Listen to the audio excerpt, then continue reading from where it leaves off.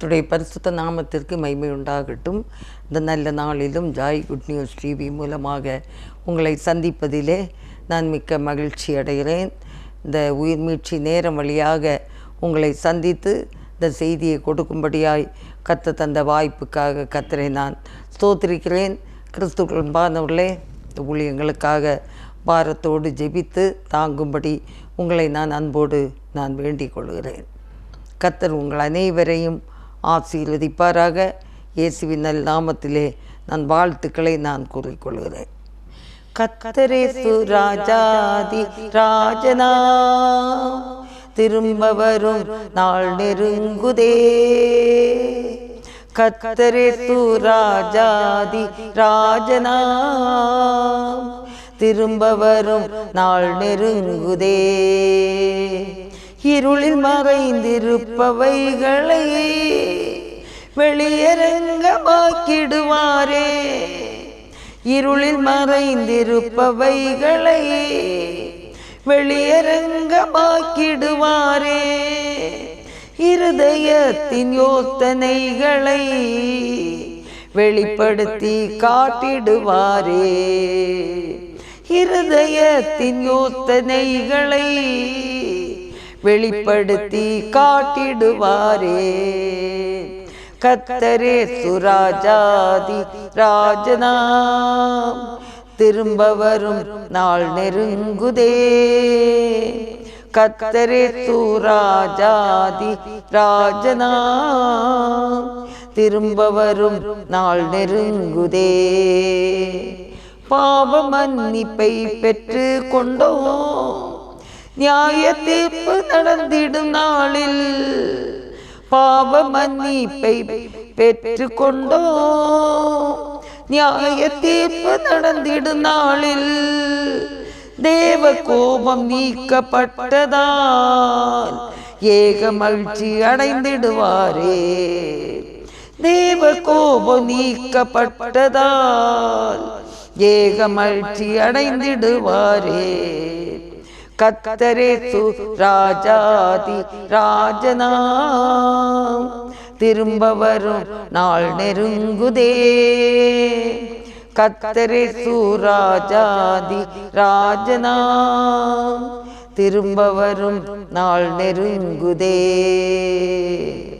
நீயும் நானும் நித்திய நித்தியமாய் மீட்கப்பட்ட தேவ பிள்ளையாய். நீயும் நானும் நித்திய நித்தியமாய் மீட்கப்பட்ட தேவ பிள்ளையாய். சூரிய சந்திர வெளிச்சமில்லாத மகிமையான ஒளியில் நடப்போமே. சூரிய சந்திர வெளிச்சமில்லாத மகிமையான ஒளியில் நடப்போமே. கர்த்தரேசு ராஜாதி ராஜனாம் திரும்ப வரும் நாள் நெருங்குதே. கர்த்தரேசு ராஜாதி ராஜனாம் திரும்ப வரும் நாள் நெருங்குதே. கர்த்தருடைய பரிசுத்த நாமத்துக்கு மகிமை உண்டாகட்டும். கிறிஸ்துக்களே, இந்த நாளிலும் உங்கள் மத்தியில் கிறிஸ்துவின் வசனங்களில் உள்ள சிறப்பு பண்புகள் இதை பற்றி இன்றைக்கு நாம் பேச இருக்கிறோம். ஆண்டுடைய வேத வசனம் எவ்வளவு சிறப்பானது என்று சொல்லி நாம் பார்த்தால், மார்க்கு 13ஆம் அதிகாரம் 31ஆம் வசனத்தில் பார்க்கும்போது, வானமும் பூமியும் ஒளிந்து போகும், என் வார்த்தைகளோ ஒளிந்து போவதில்லை. ஆண்டுடைய வேத வசனங்கள் நித்தியமானவைகள். வேத வசனங்கள் நித்தியமானவைகள் என்று சொல்லி பார்க்கிறோம். இந்த பகுதியில் மார்க்கு 13ஆம் அதிகாரத்தில் பார்க்கும்போது அங்கே சொல்லப்படுகிறது, அப்பொழுது மனுஷகுமாரன் மிகுந்த வல்லமையோடும் மகிமையோடும் மேகங்களின் மேல் வருகிறதை காண்பார்கள் என்று இங்கே நாம் பார்க்கிறோம். இப்படி ஆண்டவர் வரப்போகிறதை குறித்த ஒரு வேத வசனம். இது நித்தியமானவை, இது நடக்க போகிற காரியங்கள், இது பொய்யுரையாத ஒரு வார்த்தைகள். அப்பொழுது அவர் தம்முடைய தூதரை அனுப்பி தாம் தெரிந்து கொண்டவர்களை பூமியின் கடைமுனை முதற்கொண்டு வானத்தின் கடைமுனை மட்டுமுள்ள 4 திசைகளிலுமிருந்து கூட்டி சேர்ப்பார் என்று சொல்லி பார்க்கிறோம். கர்த்தருடைய அந்த கடைசி அந்த வருகை நாளிலே ஆண்டவருக்கு பிரியமானவர்களை, தேவ சித்தத்தின்படி நடந்தவர்களை அவர் என்ன செய்வாராம்? கூட்டி சேர்ப்பார் என்று சொல்லி, அப்போது அந்த 29ஆம் வசனத்தில், அப்படியே இவைகள் சம்பவிக்கிறதை நீங்கள் காணும்போது அவர் சமீபமாய் வாசல் அருகே வந்திருக்கிறார் என்று அறியுங்கள். அந்த 13:28 அத்தி மரத்தினால் ஒரு உவமையை கற்றுக்கொள்ளுங்கள். அதிலே இளங்கிளை தோன்றி துளிர் விடும்போது வசந்த காலம் சமீபமாயிற்று என்று அறிவீர்கள்.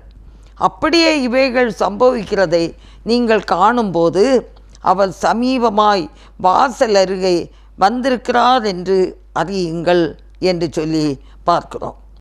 அன்பானவர்களே, கடைசி காலங்களில், கடைசி நாட்களில் நடக்க போகிற ஒரு காரியம், அது நித்தியமானவை. அந்த கிறிஸ்துவின் வசனங்களில் உள்ள சிறப்பு பண்புகள் இதுதான், நித்தியமானது. அது ஒருபோதும் மாறாதது. அவர் சொன்னபடியே நடக்கும். இவைகளெல்லாம் சம்பவிக்கும் முன்னே இந்த சந்ததி ஒளிந்து போகாதென்று மெய்யாகவே உங்களுக்கு சொல்லுகிறேன். வானமும் பூமியும் ஒளிந்து போம், என் வார்த்தையோ ஒளிந்து போவதில்லை. அன்பானவர்களே, ஆண்டவர் சொன்ன வார்த்தைகள் ஒரு நாள் நிறைவேறத்தான் போகிறது. அது நிறைவேறும்.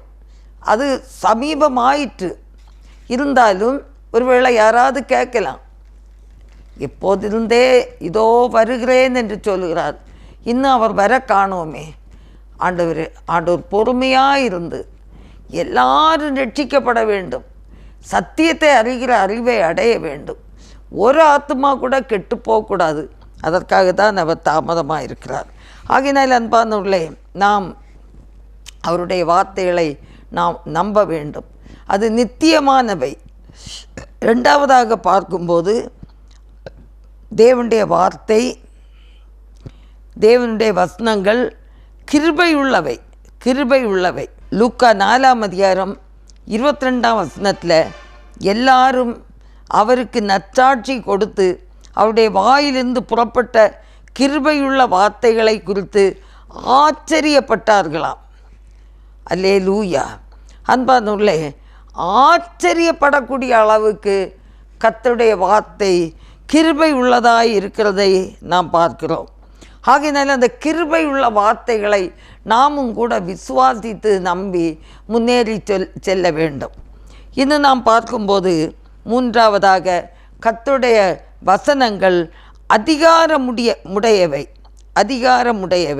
லூக்கா 4ஆம் அதிகாரம் 32ஆம் வசனத்தில் பார்க்கும்போது அங்கே அவருடைய வசனம் அதிகாரமுள்ளவர்களாக இருந்தபடியினால் அவருடைய போதகத்தை குறித்து அவர்கள் ஆச்சரியப்பட்டார்கள் என்று பார்க்கிறோம்.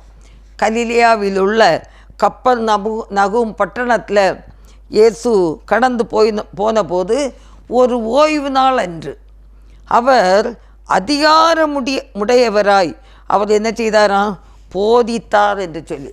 அதிகாரமுள்ள வார்த்தை, அவருடைய வசனங்கள் அதிகாரமுடையது.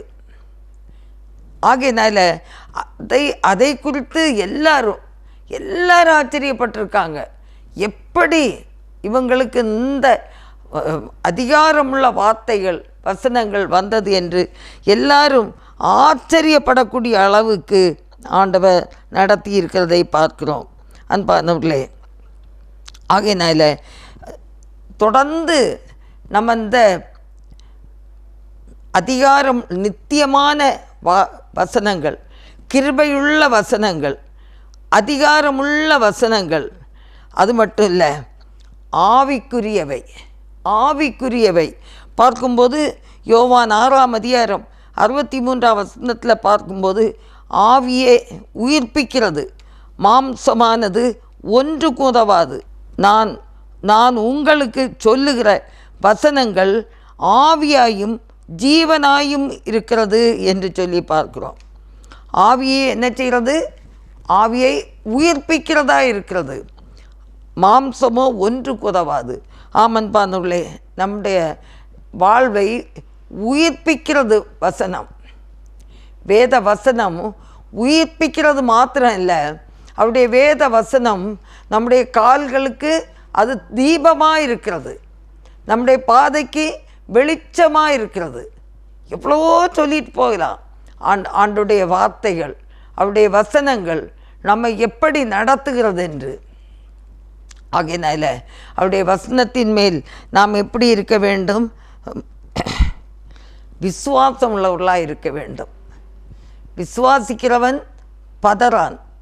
நம்ம வாழ்க்கையில் என்ன கஷ்டங்கள் வந்தாலும் இயேசுவின் நாமத்தின் மேல் விசுவாசம் வைத்து அவருடைய வசனத்தின் மேல் நம்பிக்கை வைக்கிற பிள்ளைகளுக்கு அது ஜீவனை தருகிறதா இருக்கிறது, உயிர்ப்பிக்கிறதா இருக்கிறது, நம்மை உயிர்ப்பிக்கிறது. பலவீனத்திலே இந்த வசனம் பலன் தருகிறது. நம்முடைய பலவீனத்திலே அது நம்மை பலப்படுத்தி நடத்துகிறது. அவர் தமது வசனத்தை அனுப்பி ஒரு வியாதியஸ்தரை என்ன செய்கிறார்? குணமாக்குகிறார் என்று சொல்லி பார்க்கிறோம். அவருடைய வசனத்தை அனுப்பி குணமாக்குகிறார். ஆகையினால் அன்பானவர்களே, நாம் தைரியமாய் ஆண்டவருடைய வசனத்தை சதா வாசிக்கணும். வேதத்தை வாசிக்கும்போது தேவன் நம்மோடு பேசுகிறார். நாம் ஜெபிக்கும்போது நாம் அவரோடு பேசுகிறோம்.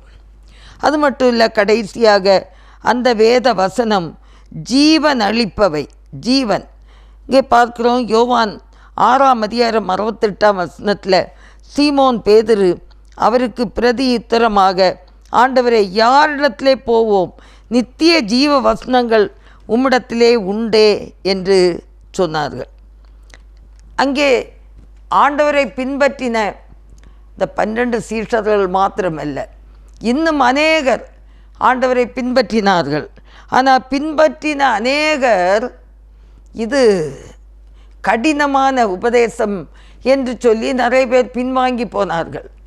பின்வாங்கி போனனால சீஷர்களை பார்த்து, இந்த 12 சீஷர்களை பார்த்து இயேசு கேட்டார், நீங்களும் போய்விட மனதாக இருக்கிறீர்களோ? நீங்களும் போய்விட மனதாக இருக்கிறீர்களோ அப்படின்னு கேட்டாங்க. கேட்கும்போது தான் அந்த சீமோன் பேதுரு சொல்கிறாரு, அவருக்கு பிரதியுத்தரமாக, ஆண்டவரே, யாரிடத்துல போவோம்? யாரிடத்துல போவோம்? நித்திய ஜீவ வசனங்கள் உம்மிடத்துல தானே இருக்குது, இதை விட்டுட்டு நாங்கள் எங்கே போவோம் அப்படின்னு சொல்கிறாரு. அன்பானவர்களே, இந்த நாளில் நம்ம கூட இதை கற்றுக்கொள்ள வேண்டும்.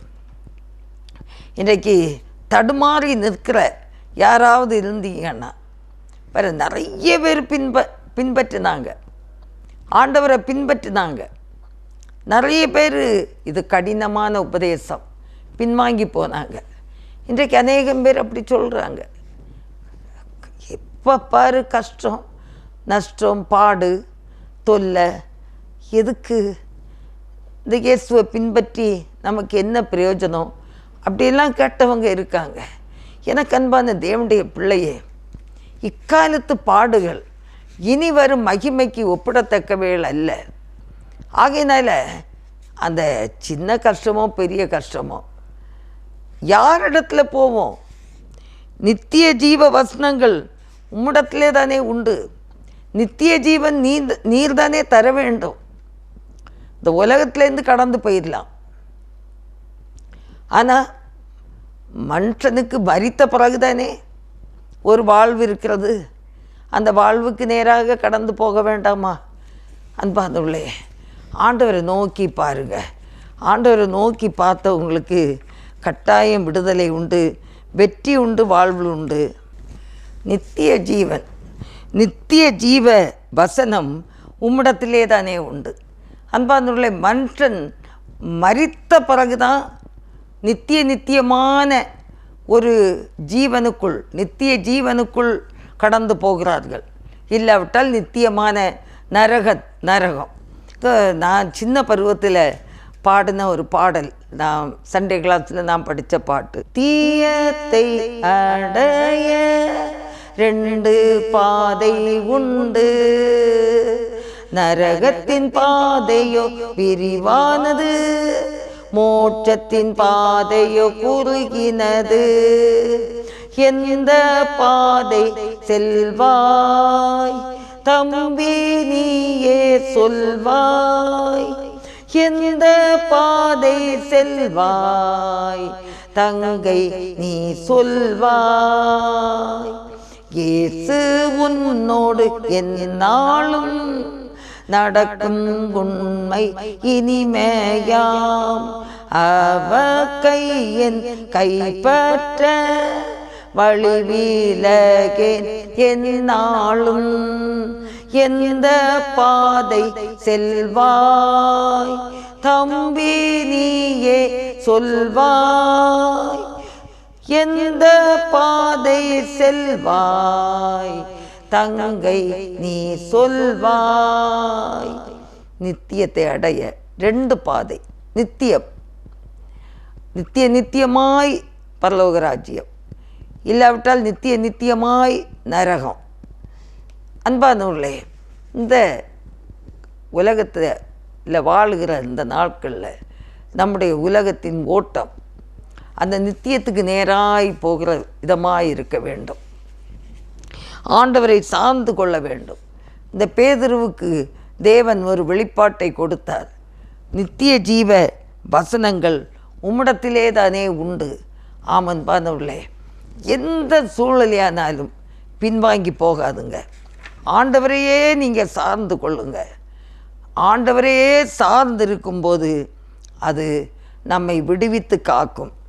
நியாயம் தீர்ப்பவை, வேத வசனம் நியாயம் தீர்ப்பவை. யோவான் 12ஆம் அதிகாரம் 48ஆம் வசனத்தில் பார்க்கும்போது, என்னை தள்ளி என் வார்த்தைகளை ஏற்றுக்கொள்ளாதவனை நியாயம் தீர்க்கிறது ஒன்று இருக்கிறது. நான் சொன்ன வசனமே அவனை கடைசி நாளிலே நியாயம் தீர்க்கும். தேவ வசனம் நம்மை நியாயம் தீர்க்கும். ஆகையினாலே நாம் பயத்துடனே கர்த்தரை சேவித்து நடுக்கத்துடனே களி கூற வேண்டும். அவரை சார்ந்து கொள்ள வேண்டும். இந்த வேத வசனம் என்னை ஒரு நாள் நியாயம் தீர்க்கும். என்னையும் நியாயம் தீர்க்கும், உங்களையும் நியாயம் தீர்க்கும். ஆகையினால ஆண்டுடைய வார்த்தைகளை நாம் தள்ளக்கூடாது. அது மட்டும் இல்லை, இந்த நம் தெய்வத்துவம் உள்ளவை, உன்னதமானது. யோவான் 14ஆம் அதிகாரம் 24ஆம் வசனத்தில், என்னில் அன்பாயிராதவன் என் வசனங்களை கை கொள்ள மாட்டான். நீங்கள் கேட்கிற வசனம் என்னுடையதாயிராமல் என்னை அனுப்பின பிதாவினுடையதாயிருக்கிறது என்று பார்க்கிறோம். இந்த வசனம் பிதாவிடத்திலிருந்து வந்தது என்று சொல்கிறார். என்னிலே அன்பாயிராதவன் என் வசனங்களை கை கொள்ள மாட்டான். ஆண்டவரை நேசிக்கிறது உண்மையானால் இந்த வேத வசனங்களை கை கொள்வோம். அப்படித்தானே? ஆண்டோடைய வேத வசனங்களை கை கொள்வோம். இந்த வேத வசனங்களை கை கொள்வது உண்மையானால் இந்த வேதத்தின்படி நம்ம என்ன செய்வோம்? நடப்போம். உதாரணமாக ஒரு ஆபிரகாம் எடுத்து பாருங்க. விசுவாசிகளின் தகப்பன். தேவன் சொன்னபடியே கீழ்ப்படிந்தார். அவர் சொன்ன ஒவ்வொரு வார்த்தைக்கும் கீழ்ப்படிந்தார். நீ உன் தேசத்தையும் உன் இனத்தையும் விட்டு நான் உனக்கு காண்பிக்கும் தேசத்துக்கு போன்னு சொன்னார். அன்பானவர்களே, அந்த வார்த்தைக்கு அவர் கீழ்ப்படிந்தார். கர்த்தர் சொன்ன கட்டளைக்கு கீழ்ப்படிந்தார். ஆசீர்வதிக்கப்பட்டார். 75 வயதில் அவருக்கு குழந்தை பாக்கியத்திற்காக அவர் ஏங்கினார். ஆண்டவரே, எனக்கு ஒரு பிள்ளை இல்லையே. ஆண்டவர் வெளியே கூட்டிகிட்டு போனார். வானத்தின் நட்சத்திரங்களை எல்லாம் காட்டார்.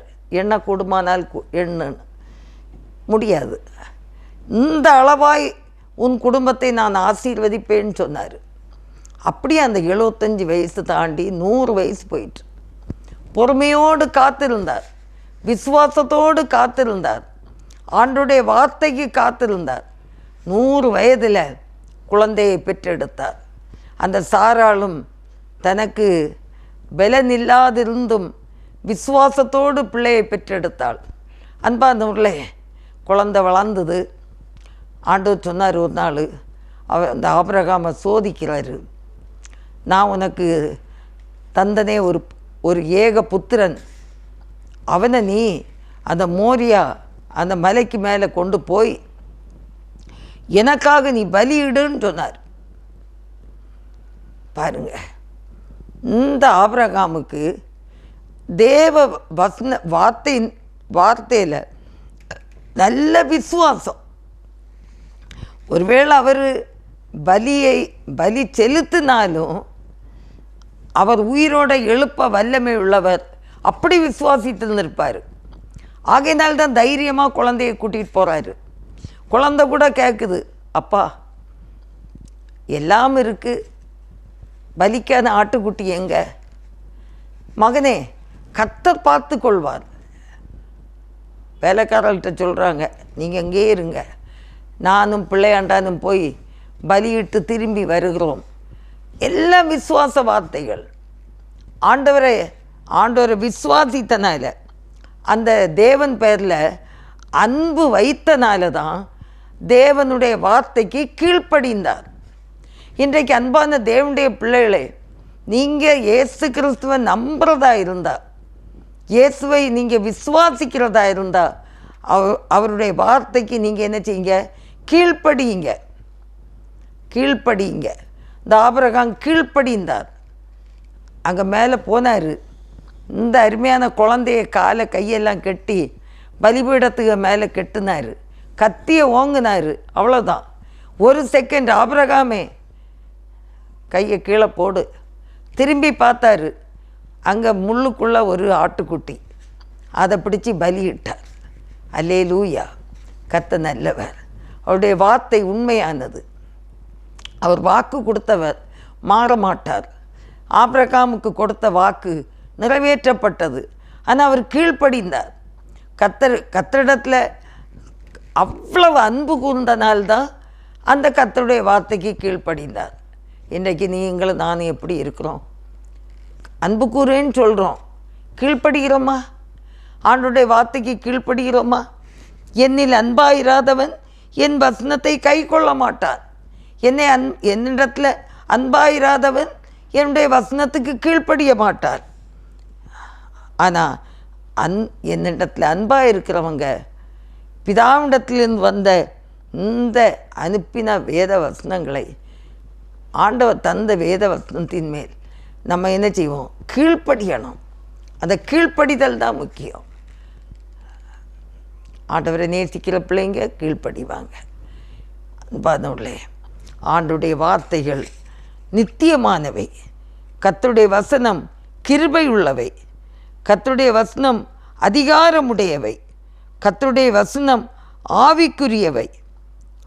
கர்த்தருடைய வசனம் ஜீவன் அளிப்பவை. கர்த்தருடைய வசனம் நியாயம் தீர்ப்பவை. கர்த்தருடைய வசனம் தேவத்துவம் உள்ளவை, உன்னதமானது. அவரை சார்ந்து கொள்வோம். அவர் உங்கள் ஒவ்வொரு பேரையும் ஆசீர்வதிப்பார். கண்களை மூடி ஜெபிப்போம். எங்கள் அன்பின் ஆண்டவரே, இந்த வேளைக்காக ஸ்தோத்திரம். உடைய வசனம் எவ்வளவு ஜீவன் உள்ளது கர்த்தாவே. ஆண்டவரே, ஜீவனை தரக்கூடிய வசனம். உடைய வசனத்தை அனுப்பி குணமாக்குறவர். உடைய வசனத்தை ஆண்டவரே எங்கள் கால்களுக்கு தீபமாக்கி தருகிறவர், எங்கள் பாதைக்கு வெளிச்சமாக்கி தருகிறவர். அதிகாரமுள்ள வார்த்தை, அற்புதமான வார்த்தை. இவைகளுக்காய் ஸ்தோத்திரிக்கிறோம். நாங்கள் கேட்கிறவர்களாய் மாத்திரமல்ல, அதன்படி நடக்கிறவர்களாக இருக்க, கீழ்ப்படுகிறவர்களாக இருக்க கர்த்தர் உதவி செய்ய வேண்டும் என்று ஜெபிக்கிறோம். எங்களை தாழ்த்தி இந்த வேளையில் ஒப்பு கொடுக்குறோம். ஆண்டவரே, நீங்கள் பொறுப்படுத்திக் கொள்ளுங்க. எல்லா குறை குற்றங்களையும் மன்னித்தரலும். ஆண்டவரே, சோத்திரம் சோத்திரம் சோத்திரப்பா.